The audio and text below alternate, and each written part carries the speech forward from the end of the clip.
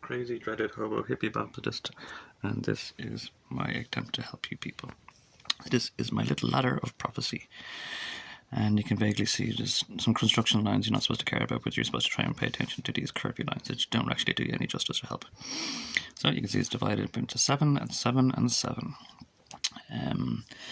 And this is based on the Book of Revelations, in case you're wondering. So this seed number 7, quite a lot in Revelations, and I'm trying to put it in linear fashion, not to be condescending, but it is helpful that you see it and understand. So we can get right into it. So you're in year 8 at the moment. So year 0 was a great reset.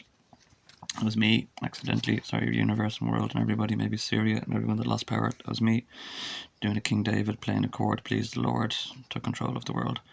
World. So these past 7 years, or 8 years actually, of my life, we're in 8th year now.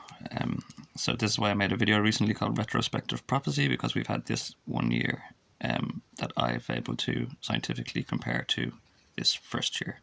So basically why I'm putting this in is because you're constantly reaping what you're sowing. And this is why the Book of Revelations goes in kind of spirals and sequels and cycles of 7. The whole Bible actually goes in sequence cycles, or Revelations, goes in sequence and cycles of kind of 7. So these first 7 years will represent these 7 years. So basically what you're doing in this year, what's happening to me basically in this year. So say if I'm flooded, my home was flooded, overrun, then in 7 years this is a world problem. So everyone's homes are flooded and overrun. Basically what actually happened in these 7 years were something along the lines of a conquest, particularly the first 4 horses. So you're going to see the beginning of the first 7 seals. 7 seals, just 7 trumpets when you really start hearing things, and then there's bowls of wrath, and I'll get onto that in a second. So it's a conquest, and so basically the Great Reset happens. It's just some kid out there, mirror on the wall, who is he? Everyone flocks from all over the world and conquests upon me. And then they all start like inter-conquesting upon each other. And these are the conquest of the Holy Lands, and you see conquests all over the place. They're constantly conquesting places. America, particularly, are conquesting because they don't grow their own stars despite their flag. So they go out and conquest and steal other people's flags. Their stars. And destroy everything. So this is what causes woe. So they're reaping conquest, and then there's woe generated through these. So when you're doing this conquest and reaping and this woe causing stuff, then well, we can't say too much because it hasn't happened yet. So these years ahead, we'll see what happened when they did this stuff. I only have 1 year here where I can tell what happened here. So they conquested upon me, flooded my family, destroyed my home, dissimulated me. A really good guy, myself, got ripped off and dethroned. So you've seen a lot of good guys around the world being ripped off and dethroned. You know, Pakistan, even so Boris Johnson's just resigned and he's all right. And I got robbed, basically, of my holy fortune. Maybe it was confirmed I got robbed. I've been reading 2 or 3, so a lot of rich people are going to lose their money and wealth no matter how rich or powerful you are. So basically, what happened to me during what you're reaping in me in these 7 years is what you're what you're sowing, sowing in these 7 years is what you'll be reaping in the years ahead. So, like I said, we've only seen what they did to me in the first year, in this last year, with all the earthquakes, flooding, disasters, destruction, wrath, torment. Not wrath yet. But however, this year has seen me wrath. So this is when I started to wrath. Not to hear, I was very patient for all of this. I had a few hissy hits when I was homeless, a few little bad events, heroin withdrawals and stuff like this. I'm clean, don't worry. And but this year here has started to see wrath on my behalf. So that's going to sow what you're going to reap in years 14 to 15. And that's going to be bowls of wrath. So when I got angry with the world and turns very misanthropic after year 7, you have a prophecy of Joseph at year 7, very similar to the prophecies you see in Revelations, that you've had 7 years of feasting and you're going to have 7 years of starvation and famine now. Because you didn't sow for these years, you reaped for these years. So there's going to be a fall-on effect of 7 years of famine, war and famine basically as well. More sort of famine and death. Famine and death. So you see the first 2 horses echoing on into the second. And these kind of cycle and cycle and cycle, so it's hard to determine exactly what it's going to be like, depending on how you're reaping and sowing in these years. Well, you've already passed these years again. You were in year 8 now, so this is all behind us. So again, like they say, it's a 14-year tribulation, basically, but there are 21, because by the time you're finished 14, this will be spoken for, because you already did these 7 years.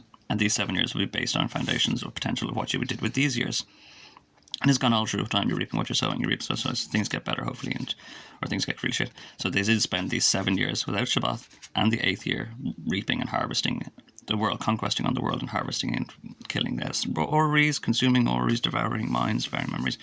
I'm not going to get into about how the Pharaoh regime, but at the very end of, what was it? At the end of the first year, basically, at the end of the first year, they've conquested me, they made agreements, they all started picketing and fighting. There was a lot of really childish feudality going on back then.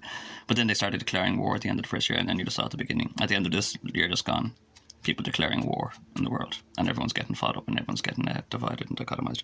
So that's exactly what happened. So the war in the temple, in my personal predicament, and now there's global war. Word. I'm the word, W-O-R-D. W-O-R-L-D. L is a seed. So I am that. Whatever happens to me will be what you reap in the 7 years that come afterwards. So that's why I wrathed in this period here, started wrathing between 7 and 8. And you will see bowls of wrath, as it says in Revelations, occurring in 14-15, around that period. So I don't know what the first bowl is, probably some massive flood or something devastating. So yeah, we're just here so you can somewhat speak for these years ahead and what they did in these years ahead, and that was just feudalistically fight and war and covet and lie and cheat and steal and stuff their faces full of forbidden fruit and orreries for the whole 7 years without rest. So there wasn't even rests on Sundays, as I'm saying. Any given Sunday they're supposed to rest, and they didn't. So they had an opportunity. There's a lot of stuff, witnessed miracles around me around this period here before 7, up until 7. Very comfortable period when I started. Read Revelations, actually finally read Revelations, and they wouldn't believe me on Joseph until then, and then I can put this kind of thing together. So it was made clear just before, in good time, before year 7, and then they've had a year bonus time, which is terrible, because that didn't even happen in the Bible. They got Joseph out of the well in 7 and put him to work. So when they put me or Joseph to work, that's when they started sowing for these 7 what was come ahead. So by the end of these years, the famine in Egypt was okay, it wasn't bad, because he got out of the well at year 7. They put him to work, established the office of Potiphar, what he needed to be doing, and then they're reaping for these 7. So it could have been worse if he was still in the well for those ultimate 14, 7 and 7 years. Then it would have been massive catastrophe down and along this way, because it's spiraling, circling and feeding into each other. So they spent 7 years down and then 7 years over, and then by the end of this one they were kind of met okay at the very end. And Joseph got to be reunited with his dad, which actually, coincidentally and ironically, could have been done back here and saved the entire thing if they had have reunited Joseph with his dad and his family and the Israel. It's weird the way this is divided this way, because this is the division of a menorah, somewhat to an extent, 7 or 7, yeah, into 7 anyway. But it's again 7 and 3s. Excuse me here. That menorah is basically the family of Israel that was broken and torn apart. The central part was torn apart by Joseph being flooded down the well, so the whole thing kind of fell to pieces. This is the esoteric device underlying the Bible that is broken, and these peace between these flags, or peace between these white stripes, these red stripes, are not maintained. Big yellow trim around it all, that everything can actually technically fall to absolute crap and perdition. And that's what happened in oblivious situations over and over and over again, until you get to something like this, Revelation of Jesus Christ, which is particularly laid out in this way. I had a bit of distraction here, sorry. So I'm trying to make that much clear again. We're just here, and you've seen in retrospect what they did in the beginning of the first year, and these were all savagery and feudalistic and terror, and up until this. So you're going to see that necessarily. Some people are saying like this war in Ukraine is only starting. Global conflicts, it probably will, and it's probably going to go on for a very long time up to here, even if it will last, nukes and stuff. And by these periods, you'll see devastation things. You'll see the bowls of wrath. These are trumpets when things start to ring a bell, and these will start ringing a bell because these were the original horns.